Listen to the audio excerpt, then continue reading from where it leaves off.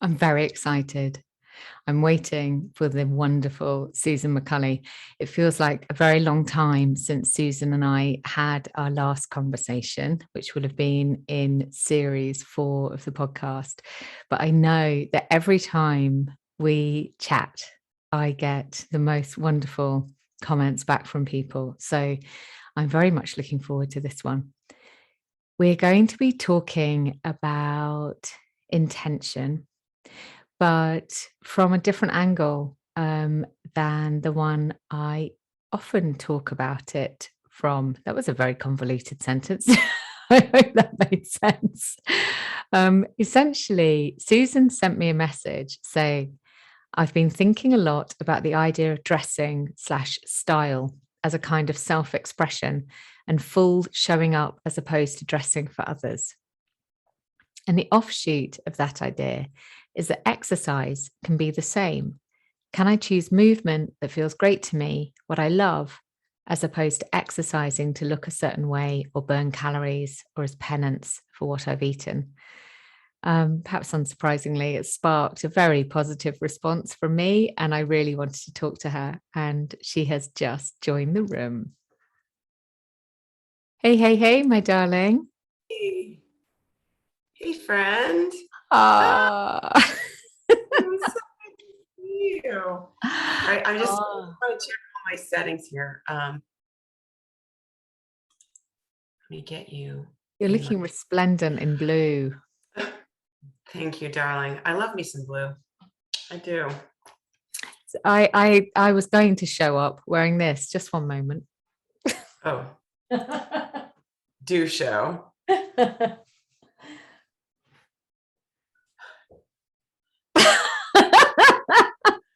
That's awesome. My gosh. What is that from? Bob down so you can see the full splendor. Oh my goodness. Well, the peacock feathers kind of go with the shirt. So yeah, you know, maybe I'll just wear it while we're doing the podcast. What's the story of that fabulous piece of adornment? It was my 50th birthday present from the friends, a large group of friends that I'm still deeply connected to, that I was at university with. Oh. And we were at a festival and I was eyeing up the hats, and yeah, this one decided it really needed to come home with me. Wow. That is awesome. I love that story. Sure. Yeah. Well, this all started when I started to think about maybe taking some risks or adventures with my clothes.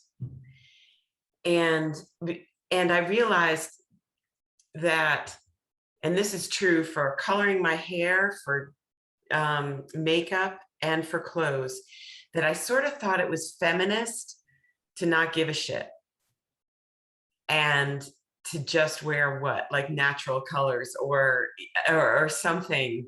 What age were you when that idea landed? That was older. So I would say, so the other part that I would say is, on a big perspective, for me, it comes down to love or fear. So am I dressing myself out of fear that I'm going to look out of place, not fit in, look like I'm not supposed to look, when getting back to the societal stories and all of that. So that was definitely 20s, 30s, maybe even older than that. And then in the last 10 or 15 years, I would say it's been more like, it's either like your hat, like super, super ridiculously playful and whimsical, or it's gray and black, right? So on a big level, to me, that's the question. Yeah, I came across through the recommendation of some trusted people, a TED talk that was about the power of choosing our outfit, basically, and choosing what we want to wear, how we want to show up in the world and show ourselves in the world. And I realized that I had been spending very little time thinking about that, thinking that's trivial. It's not, what I wear is so superficial. It really doesn't matter. And that there was a certain feminist badassery around not really putting much attention into my clothes and not really thinking about it. And I listened to this TED Talk, which I hope we'll put in the notes so people can listen to it, because it really did change the way I was thinking about it. And a choice of love and authenticity. This idea of, rather than dressing for someone else or for expectations or for appropriate. I'm a firstborn. I'm big into like doing the appropriate thing. And even when it doesn't feel like it matters or is important to me. So this idea of authentically choosing what we wear as an expression and I don't know, like a standing up for whatever feels authentically me, rather than what feels like it would be in alignment with someone else's idea. So there's a lot there, but then I started to expand to thinking about things like not just clothes, like the choices that we make around our hair and makeup and jewelry and exercise. And then it sort of expanded to what is the intention behind any choice that I make? And for me, what I realize is, if I really look at any choice, it always comes down to either love or fear. It really is as simple as that. Am I choosing this because I love this color and I love these earrings, right? Or am I choosing that because I'm afraid that if I wear something different, that I won't look good on the YouTube video, right? Or I don't look like I'm supposed to look if we're in an interview or something like that. Does that make sense? That that does. Just the action could be the same. The action could be the same, that from the outside, it looks no different that I wear this blue shirt. And from the inside, it feels utterly different.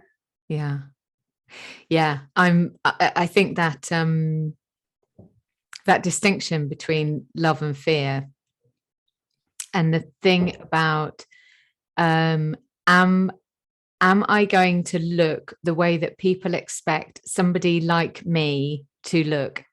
So I'm very mindful that just before we press record, I nipped into my bedroom next door and changed my top, because I was wearing quite a kind of pale blue sort of denim shirt. And I'd seen you wearing that gorgeous blue top that you're wearing. And I thought, oh, I'd like to wear something with a bit more color. And so I ran and I grabbed this. And as I took it out of my wardrobe, I thought, oh, hang on a minute. It's a bit corporate, was my thought. I'm not, this was the chain of thoughts went through my head. It's a bit corporate. I'm not corporate. I'm actually, my kind of full hippie self these days. Why have I pulled that out of the cupboard? Oh, I've pulled that out of the cupboard because it's a really gorgeous color. And then just wear the top, Henny. Just wear the top. So all of that was what was going on while you were getting your tea. But even in the moment of considering all of this, those thoughts were still arising. And it also bothered me that I'm wearing the wrong bra with it as well. So, but that's okay. It's a multi-layered, it's an onion of feelings and thoughts, right? truly. And I just want to pull out a couple of things that I heard you say, which I totally resonate with, all that whole spiral. One is, am I choosing to look like someone else would expect me to look? And I want to just add the layers, like what I think someone else would expect me to look like, right? So who's to say what a 57-year-old movement teacher in the middle of a pandemic is supposed to look like, and what other people expect? I mean, I don't even know. But so there's this double sort of reflective assumption making on our parts when we think about that. Yeah. The other thing I wanted to say, which I really also believe is part of this conversation, is that when we choose what feels great to us, we give other people the permission to do that too.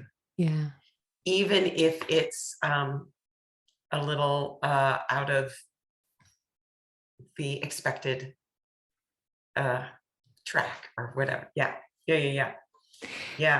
So that reminds me of when I can definitely see a marker for myself when I was ill and I was recovering from being so sort of very, very ill as I was.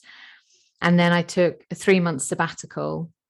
And then I did go back into my corporate job, went into a different role, but went back into my corporate environment. But there was during that 3-month sabbatical, a number of things shifted for me. And I think overall, it was like a kind of settling into myself as opposed to being so outwardly focused.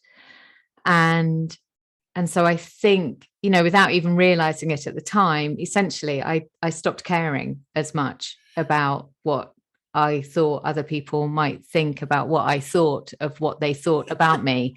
And so I remember, so I've got 3 holes in my ears. If you're watching on YouTube, this will be a lot easier to understand.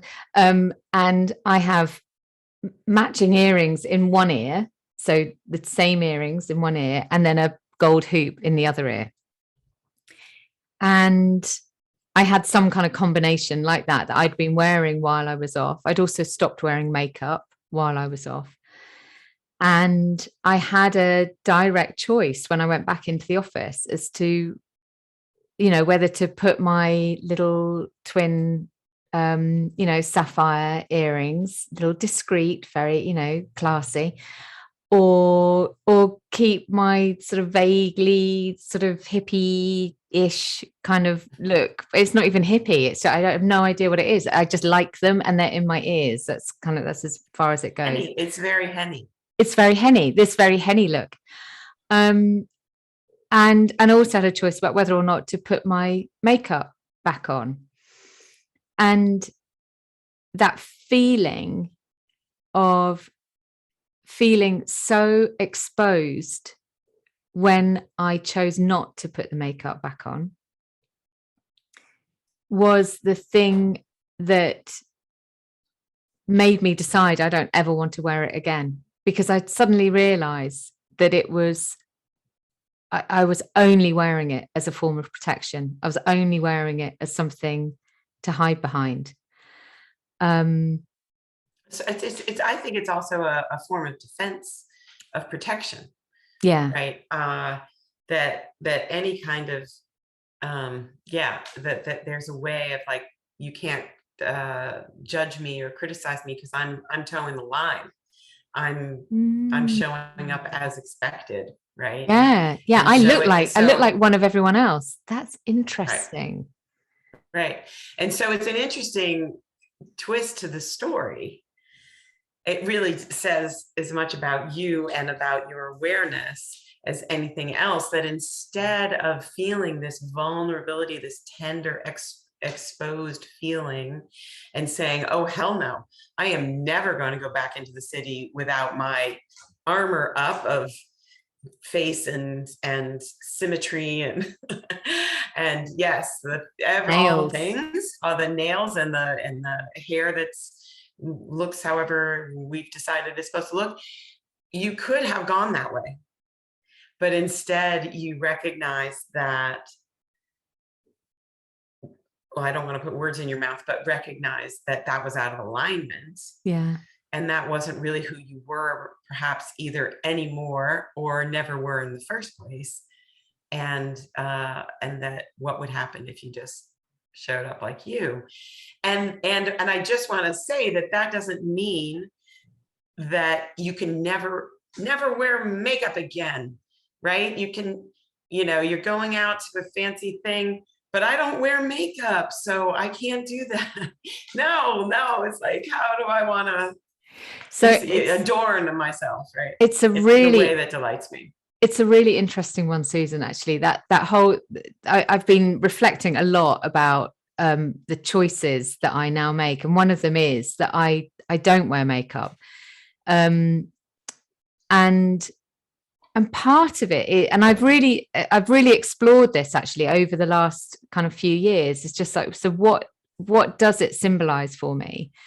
And one of the things has been, well, actually, I really like the feel of my skin without makeup. I like being able to touch my eye without it rubbing, my black slick of liquid eyeliner. I like that feeling. And so that has become the choiceful component. And instead, if I go to a festival, and I have my festival hat right here. That you do, my friend. On my head. Do you ever have? It goes so well with the top I'm wearing, and I think that's a good thing. That I will wear, I'll put glitter on, or those sorts of things, and that's still adornment, and that still feels okay. But I think there's something, but I'm also mindful actually that there probably is some like triggery thing going on for me around makeup, and I think the same thing around certain clothes, jewelry, certain things that I might do with my hair, which remind me of the time when I was stressed and unwell. And so I think back to your point earlier, this stuff is many layered, the things that we associate with the clothes we wear, with the exercise that we do, with the jewelry that we wear, they all have stories attached to them. And sometimes the process is actually unpicking the story. Like what does it symbolize for you? And what of that symbolism is then driving the love or the fear? The fear. Yeah. So one of the messages that I got, not subtly, like directly got, was, if you don't look like you care about yourself, no one will care about you. And the looking like you care about yourself, I'm air quoting that, had a very clear set of rules, right? That being overweight looks like you don't care about yourself. Dressing in a way that isn't neat and pretty and as expected, like we were talking about the expectations of others. Any kind of messiness or unusualness or anything like that looks like maybe you don't care about yourself, and therefore you will be left out of love and belonging. Well, isn't that scary? Did it also have and it also means you don't respect us? We don't.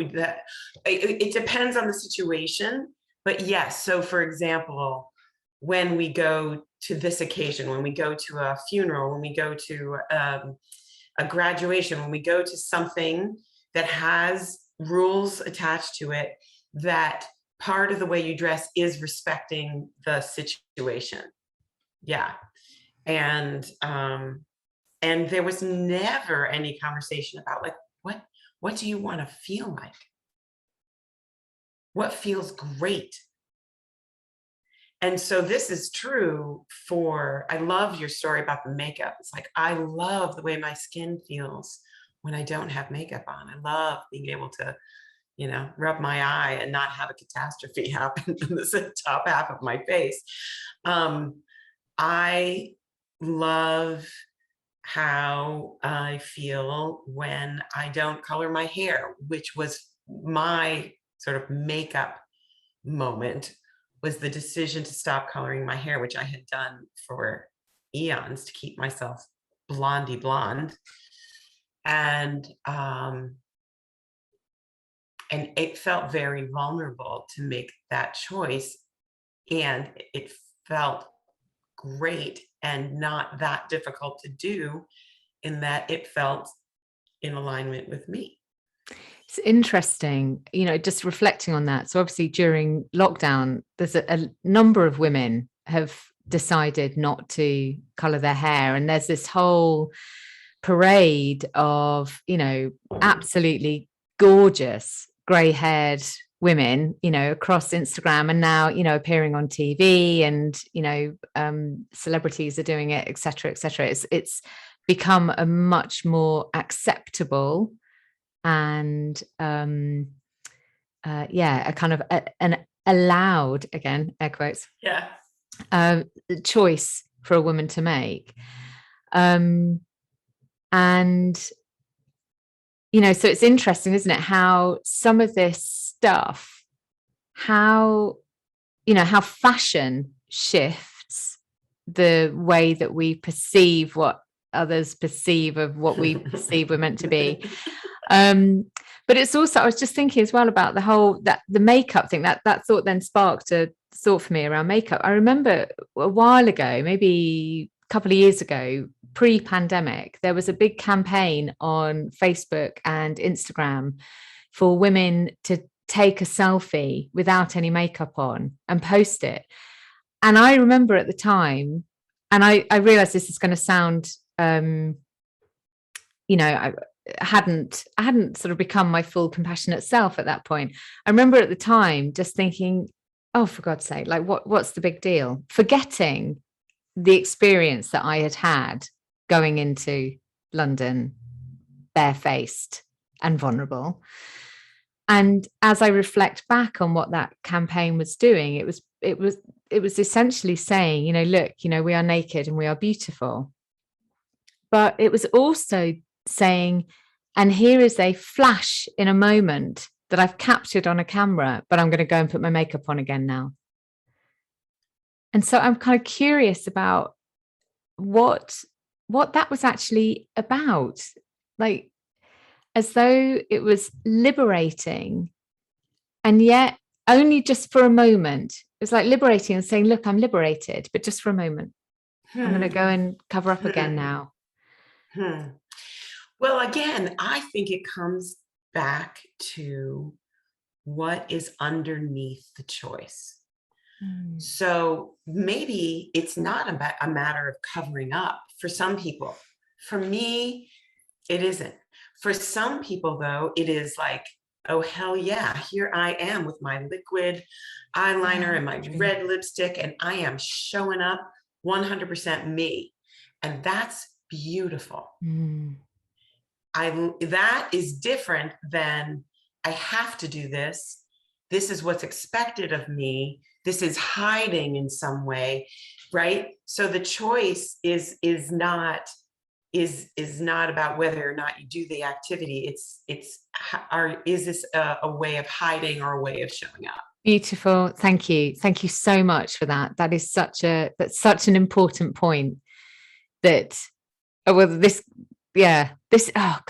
is really interesting. I'm watching a whole load of thoughts trickle through my head as we're talking, because remembering that our choice is not the same as somebody else's choice, and that's okay. So yes, that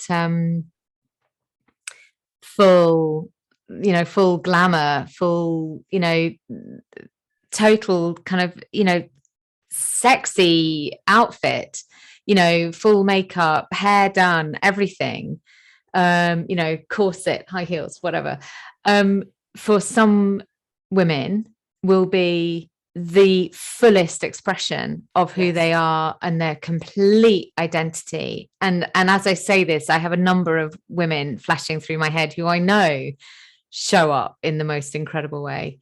And yet, if the only reason why you're doing that is because of some form of fear that if you don't, then people won't like you, or if you don't, then people won't see you, or you want to please somebody, or you want to please somebody outside of yourself. And that's when it becomes difficult. Well, that's when it becomes, that is when it becomes difficult. It becomes something that is going to feel very physical sensation of wearing that very same outfit for two different intentions is going to feel in your body very differently. And I as a movement instructor, I come across this all the time in regards to exercise.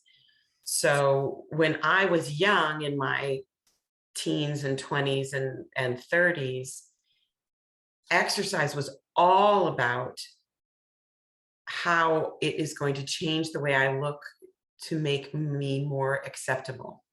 So it was all about getting rid of those saddlebags. Do you remember these instructors who were talking about, get rid of those love handles, all of that, all this stuff, your flabby arms or whatever. It was all about getting yourself to fit in, which is different than belonging. Fitting in is towing the line, is showing up the way is expected, or that we expect is expected. And because much of this is spoken, but a lot of it is not spoken as well. So it can be this sort of, how do I read the landscape so that I don't get rejected?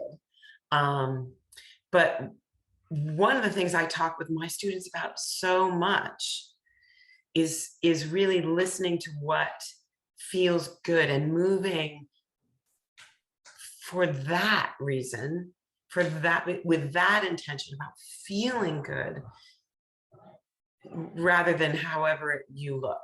Mm-hmm. And this is huge. It's a huge deal.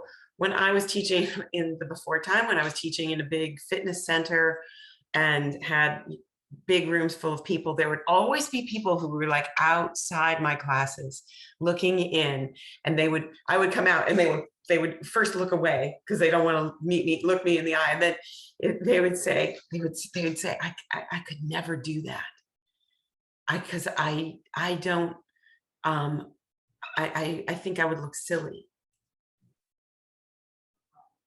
And I would always say, well, what do you think it would feel like though? And this is big stuff, is to show up with the intention to feel good rather than to look good, and to make choices that may be very different from other people, may be different from what you've done in the past, may be different from what you did 15 seconds ago. And really paying attention to the impetus, the ground underneath the choice. I think that there's something here that's resonating with me around eccentricity. So we either celebrate it or we ridicule it. And And so, you know, they are both about belonging or not belonging. So one is about going against the tide and people admiring you for it. And the other one is about going against the tide and being, you know, ostracized for it. So there is a huge primordial driver here to belong, that I think, just picking up on what you said about fitting in, that gets confused with the idea of fitting in. And when you said about I'm afraid of doing it because I'll look silly, and there's something there around, well, who's making that choice about whether or not, about what looks silly or not, and whose voice are you hearing? And this comes back to, what are the stories that we're carrying from our childhood? So you've shared, you know, the messages that you received. You know, we all inherit these narratives.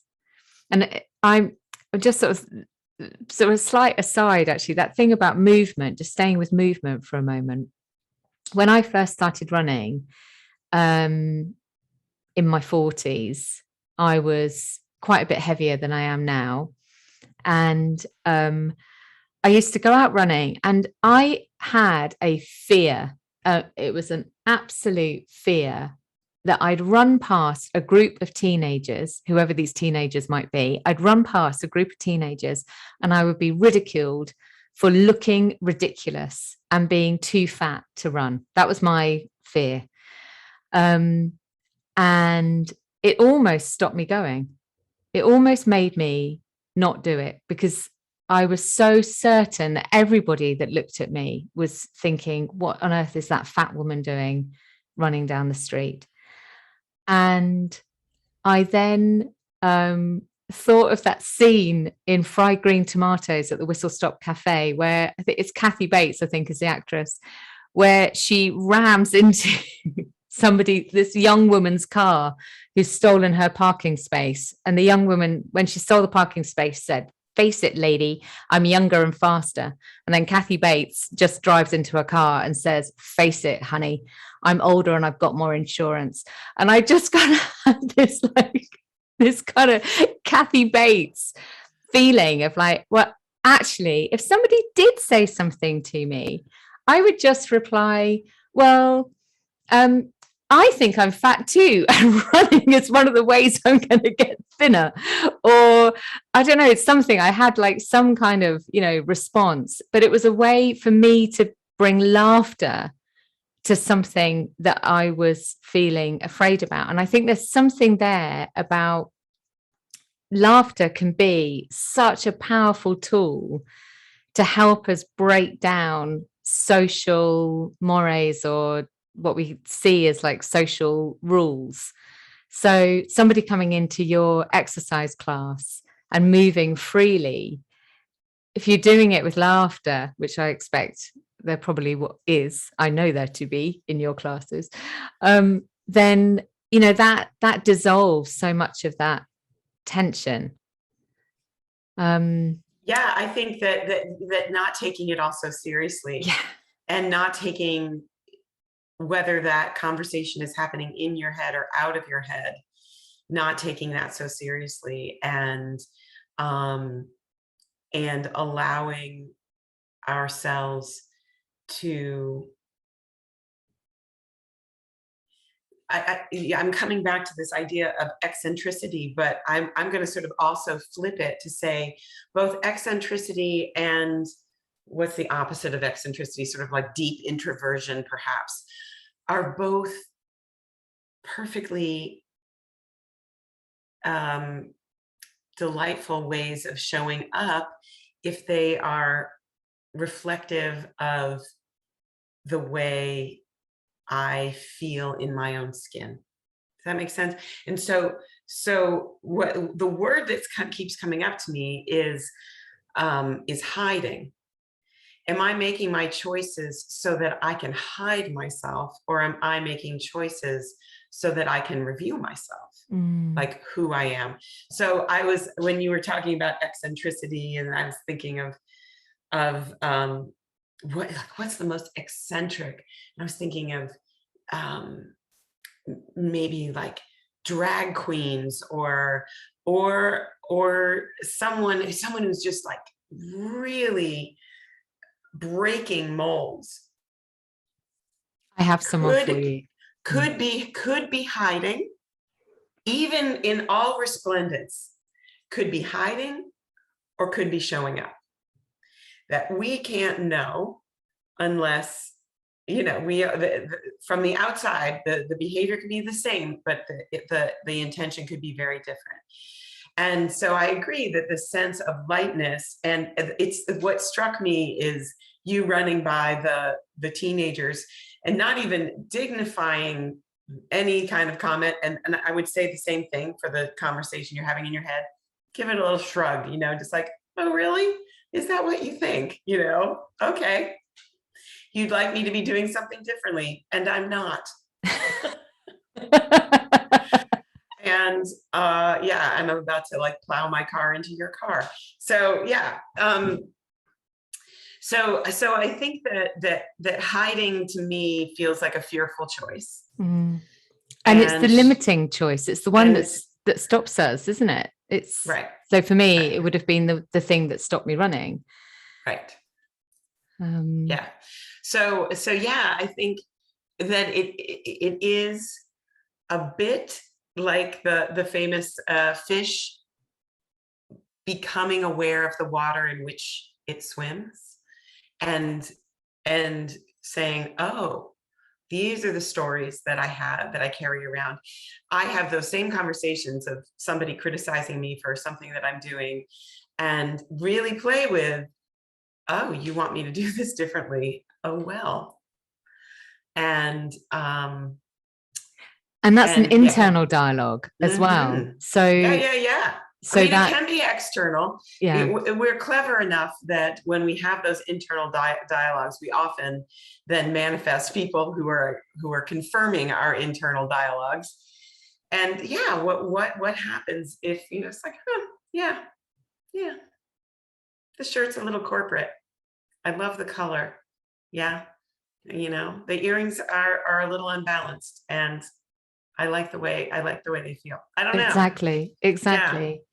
It's interesting, that thing about the water that we swim in, and the stories that we carry. So one of my stories that I reflected on when I was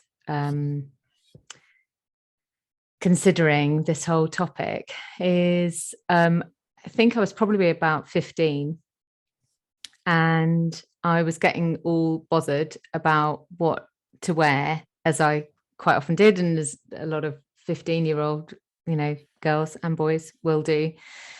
And my mum, I went downstairs and said, oh, I don't know what to wear. And my mum said, who's going to be looking at you?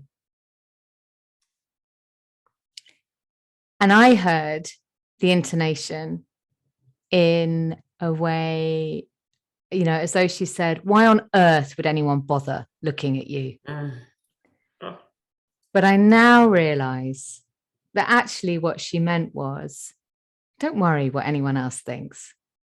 Wear what the fuck you like, darling, is actually far more who my mother was. But in my adolescent, I hate myself and I hate everybody sort of mentality, I heard it the other way, and it stayed with me for years. And it's actually only since she died that I really kind of realized, oh God, that's not what she meant at all. She meant just put something on that you love. Right. And love it. And, actually when she died, it's this kind of explains a little bit about my mum. I buried her. I chose the clothes for her to be buried in, and I buried her in a pair of Versace leopard print jeans, a pair of heeled little ankle boots, and a fur gilet. Wow, that's awesome.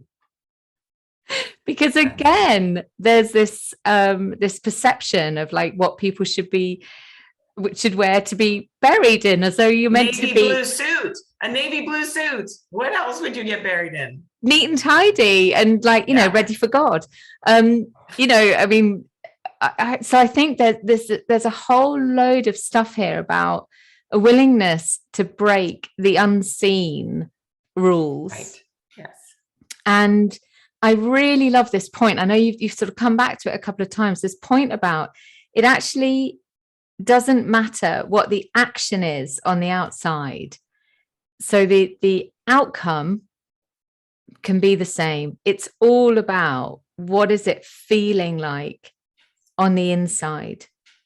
And there's actually someone on Instagram called Karen Arthur, who is, and she dresses in the most flamboyant, incredible way. And she has been through a huge change journey. She has a podcast called Menopause Whilst Black.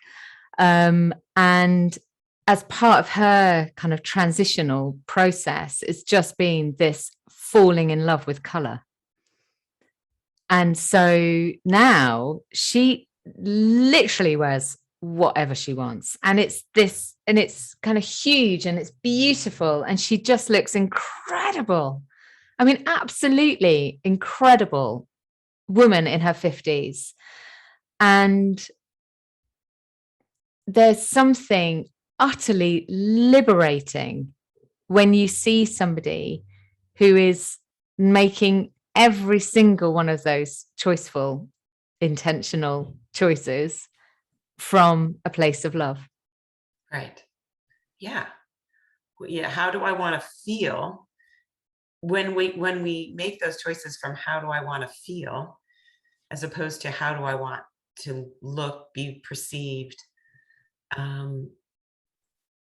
They feel utterly different to us and to the people who see us and who we interact with. And I actually, I had some signs around my closet area that said, I have one that said, if it feels great, wear it. And how do I want to feel today? And in that, I realized that I was standing in front of my closet making choices based on what should I wear today, based on who I was going to see and what I was going to do, rather than how do I want to feel today. And some days, yeah, I do want to have black and gray on and like all of my soft things, and other days I want the off the shoulder orange top and big, enormous, ridiculously, my husband calls them outsized earrings, right? So yeah, I love the examples of people who stretch the boundaries, and I also love the witnessing of people who is like, navy blue is just me. I love navy blue. Well, right on. Right. Yeah. So yeah, how do I want to feel? Yeah. So that whole thing about there's something here about a theme that often comes up with client conversations, and in fact came up a lot today, is a theme of disentangling. So that I might even write a book about this at some point, but you know, I'm just putting that out into the universe. That we move along our life path, and sometimes sometimes our path runs parallel with other people's or with multiple other people's. And then sometimes it gets a bit tangled up. It gets a bit sort of interwoven with other people's, and we can stop seeing what actually belongs to us and what belongs to somebody else. And I think it's then that we get caught in the perception of other people's perception of our perception, blah, blah, blah, and the, you know, this kind of ricochet of beliefs about things. And actually the disentangling of ourselves is part of this process of being aware of what feels good for us, not in a judgmental good, but just what feels good for us. And being able, with deep compassion and respect, to be able to say to somebody else, well, this feels good for me, and that feels good for you. And that's good. Right. Right. Yeah. And so, yeah, this totally brings up, I remember being in the US, we call it middle school or junior high, which is the dreadful time of about 11, 12 to 13. And there's so much about fitting in and fitting in with our peers, and perhaps disentangling from our parents. And I remember I did not have a lot of conflict, direct conflict anyway, lots in my head with my mom, but she forbade blue jeans at school. Blue jeans was, and it refers back to what you were talking about. Jeans meant that you were disrespecting school. That school was like your work, and so you're showing up for work, and that you don't wear jeans to work. Jeans are for something. And I never questioned it until I was in about 7th grade in middle school. And I said, wait a minute, why is that the rule? Why is that the rule? And she said this about the respect. And I remember saying to her in one of my more bold moments, well, do you think I'm going to work less hard at school because I'm wearing jeans?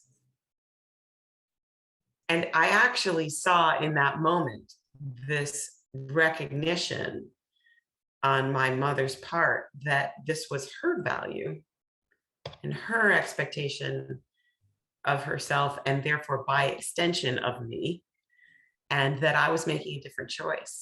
And I remember that first day that I wore jeans to school, and I was just like, yes, this feels right. And I feel myself, and I feel comfortable and relaxed. And how that speaks to the disentangling. And it does require that we are curious about the thinking, the stories, the conversations we're having with other people in our heads, the projection. We have to be able to be aware of that in order to question them with curiosity and say, wait a minute, not sure. I think that's a hard and fast rule. And actually, I mean, it's interesting, isn't it, how that thing about jeans, you know, absolutely, for many, many years, if you wore jeans into the workplace, it would have been seen to be deeply disrespectful. But I expect it's our generation that took the blue jean and made that something that was, you know, much more acceptable in a corporate environment. In fact, I got to the point where I wore nothing but jeans, actually. The top. Oh no, and a top, yeah, and occasionally something on my feet. But I think there's that disentangling from our parents, from the rules that they had. And actually, thinking about it, I have never been as flamboyant as my mother was. So, so I have got clearly some rather wonderful items. But generally speaking, I'm happy in a pair of yoga pants and a t-shirt. That's my natural kind of environment, and it could be any color, but it's really about how it feels on my body. It's about my body being comfortable, and that's a bit like the makeup thing. Actually, I've just realized that's what it's about: my face feeling comfortable, my body feeling comfortable. But I know that people's perception of me, particularly before, was definitely that I would be much more flamboyant than I actually am. So they would often buy me really big bits of jewelry, which I've never worn. Like, I've never worn things like that. But I think because I was sort of seen as someone who had a big personality, lots of projection, self-defense mechanism, projection, you appear as though you be somebody who would wear something like that. Bit of a random side thought. Sorry, Susan. Yes, yeah, and that's where our ability to come back to ourselves and really check in with what feels good and not find ourselves just wearing it because someone else thinks that we should. Right. Or we think that someone else thinks that we should. Yeah. And or, I think that sometimes these things can get tangled up in identity, as we were talking about before. This idea that I am someone who always wears red lipstick, or always has her nails done, or never wears red lipstick and never has her, right? Like, there can be that line of thinking is like, that's not who I am, but maybe it is who I am right now. Even though it's a Tuesday afternoon and there's nobody's going to see me, but I want to put on some red lipstick. And so it really, it sounds also sort of superficial and pointless, but I would argue that this ability to really listen in expands out far beyond what we put on our bodies, but to how we are choosing to show up in relationship, where we put our time, money, energy, based on our ability to sense what our values are and what is in alignment with us. And so in some ways, I think of the practice of getting dressed in the morning, or making those kind of simpler choices as practice for when somebody says, I don't like the way you led that meeting, or I don't like the way you showed up in that conversation, and you can check with what was I in or out of alignment in that moment with myself. And I know because I practiced in picking out my shirt today. Well, there's something really delicious about that. So that it's living with full intent, isn't it? It's actually the essence of mindfulness and the essence of, Buddhism, to live in such a way that each decision that we make, which foot we put into our trousers first, which, each action that we take is with intent. And I'm also curious, actually, just expanding on that a little bit around, I wonder what that does to our decision-making ability. And I have no answer to this, other than we have a finite pool of decision-making ability each day. It's a bit like, well, for me, it is like a pool of water, in our brain. And each decision we make, it's like a ladle full of that water. comes out until at some point the pool is dry. And then we need sleep, good rest, and it is replenished and we're able to make decisions again. It's the reason why people lose the ability to make decisions when they're really tired. And they make terrible decisions when they're really tired. And I just wonder whether when we bring that really acute but very calm mindfulness to each one of those choices, whether it actually means that the ladle is less full as we're removing the water from the pool, because each one layers. It's not just a sort of mindless like flinging of the water. Like, right. You know,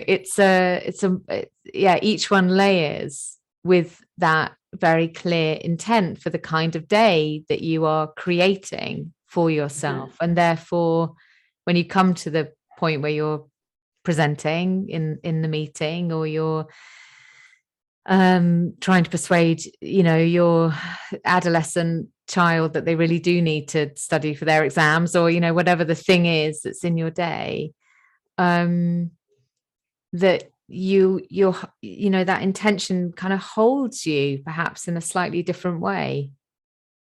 I think it is, to me, it feels like the difference between the sensation of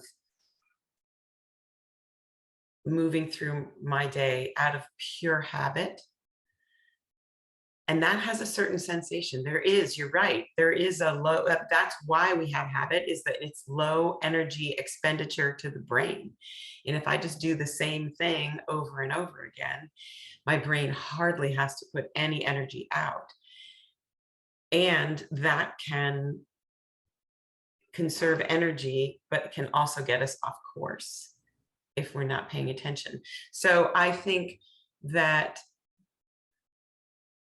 the practice of choosing actually builds it like a muscle, that it gives us more energy to sustain the mindfulness longer. It's just like any kind of practice, I think. And then be able to apply that mindfulness more easily, more readily as we go through the day. I had a sort of final kind of thought about all of this, where I wonder whether there is something here about age. Discuss. I just wonder whether there's, you know, you have shared how your movement practice in your 20s, 30s, even maybe your 40s was, you know, differently focused from how it is now, with a different intent within it. I have shared how I think particularly around sort of makeup and hair as well, and jewelry and everything, actually, how I looked was differently focused in terms of my intent. And, you know, we are both women in our 50s. And I just wonder whether there is, well, I'm fairly certain that actually with menopause, but I don't want to just talk about women here, because I think there's a really important factor here about men too. But with menopause, one of the outcomes of menopause can be that we come through it really fully empowered, you know, and I see it again and again and again with the women that I coach, and, you know, and I know you obviously see it with women in your group. Now, obviously, that's not every woman's experience, but there comes a point where that willingness to compromise on everything fades. Yeah. I think that you're right. It's not absolutely universal, but there is something of, I have stopped giving a fig. Yeah, that's almost exactly what I wrote down, except I spelt it differently. Yes, there is an alternate spelling to There's that a word. book, The Subtle Art of Not Giving a a fig is, yeah, that's the way I always read it anyway. So yeah. And I think that that can be a byproduct of experience, wisdom, and both of those things come with time. And it's an interesting question as to if hormones are involved, but I think there's lots of things that are around, but involved in that shift. But I keep coming back to the willingness to really look at that intention that lies beneath, and that takes some practice. And so that would augur toward getting better at it as we age, if we're willing to do that and to explore the dynamic evolutionary process of being a human being. That, oh yeah, like I always used to love that, and I don't anymore. I don't. You had this conversation when you were in your 20s, in whatever way it would have resonated with you. But if you'd had this conversation, do you think your 30s and 40s would have been different? It's such a great question. I love that. This is something I've been thinking about quite a lot, and I was inspired by your decluttering episode. And if anybody's listening and they haven't heard it, please go listen to Henny on this. It's genius.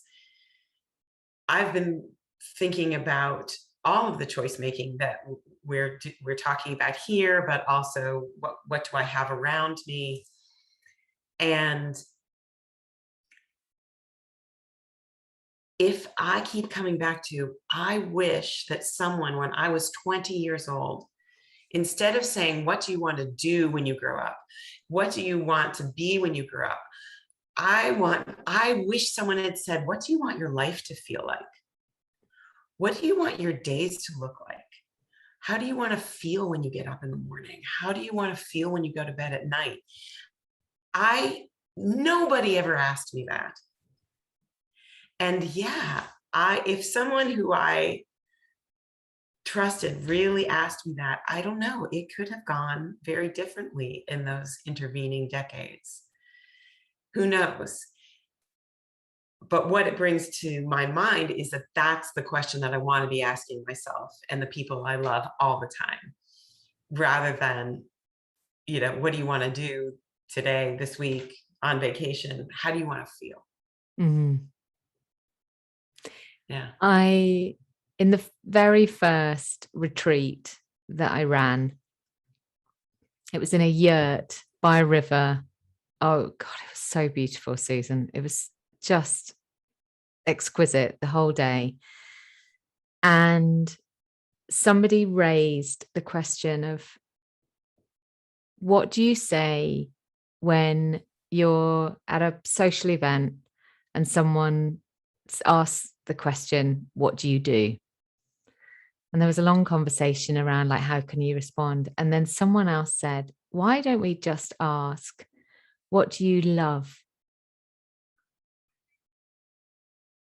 And I think it fits so beautifully with what you've just said about, how do you want to feel?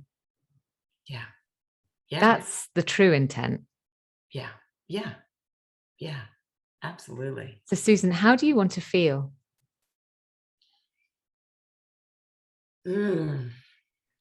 Well, today, and this isn't, so the answer to the question is not true, then it's not the same every day. Exactly. Today and right now, I want to feel relaxed and engaged and energized and calm. How do you want to feel, Henny? The word that is just sort of flashing in my head is comfortable. And I think that word, I was having a little bit of a moment here. I think that comes from not having felt comfortable in my body for so many years, that the most important thing to me now is to feel comfortable, whether that's in my clothes that I'm wearing or just in my posture, like whatever it might be, or in the movement that I make. Yeah, that's my word. And I'm going to take a little leap here, but I expect, knowing you, that there are days where you are not just willing, but interested in feeling a little uncomfortable, in pushing the henny edges, right? Today, comfort is a way of being yourself fully. Yeah. But I suspect that there are days where being a little uncomfortable is being yourself fully. Very interestingly, I had an opportunity, was offered an opportunity this morning to do a piece of work for a very, very, very large global technology company, with a group of very senior leaders. It was very last minute. And my response was, oh, I don't know. And then I went, yes. Because that was the discomfort. Whereas me today, wanting to feel comfortable, recognized that me on that day would be comfortable in the discomfort. Right. Yes. Mm. Thank you. As always, it is such a delight. And I would love to hear from listeners about their own experience and the disentangling of our expectations and our projected expectations. And yeah, I think it's a rich conversation, which can on the surface feel very superficial, when it is actually a real deep expression of who we are. And to always ask that question that you opened with, which is, are we choosing from fear or from love? Mm-hmm. Always with love, Susan. Thank you, Okay, Henny. my darling. Gosh, so another very explorative conversation. And I think there were a couple of really key things that came out. I mean, that one around, are we choosing from fear or love?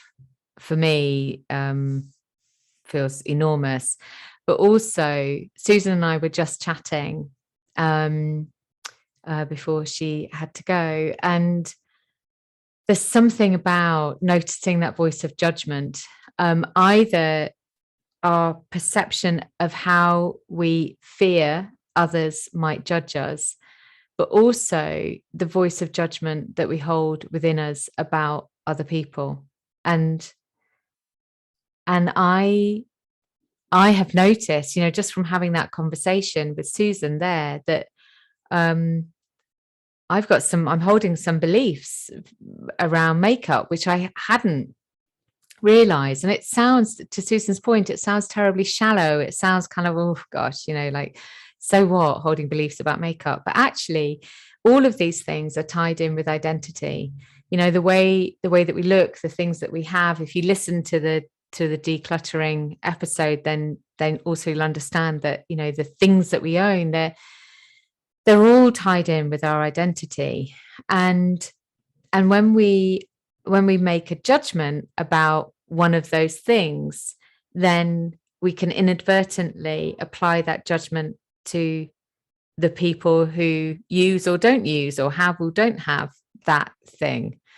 And so it becomes something that's incredibly deep and complex and multi-layered, rather than something that is sort of shallow frippery. And also how we didn't even talk about the use of jewelry, but so often jewelry is deeply embedded with the essence of another person, you know, where the person that gave it to us, so it holds symbolic meaning for us. And when we wear it, it can be like an amulet. And, you know, and we know from, you know, digging up prehistoric graves that, you know, people have been buried for millennia with pieces of jewelry that we guess hold symbolic meaning for them. So there is a huge amount here. And yeah, as Susan said, you know, we'd love to hear from you and to understand, you know, what it may have resonated for you, what changes you may have made or be considering making, or going, no way am I going to make a change there, because I feel like I'm already showing up in my fully authentic self with every decision that I make, you know, whether that is in full technicolor or, you know, in the simplest of whites and grays. So yeah, share your thoughts. And also, I'm very delighted to say that My Darling Girl is now back in print. Woohoo! It's taken a while. If you ordered and you've been waiting, hopefully by now you've received your copy, and if not, it should be with you very soon. And if you're looking for a Christmas present for a loved one, then please get your order in very soon to shookbop.com. And get it sent out to you as soon as you can while there is stock there. So sending all my love as ever, and a hug and a wave.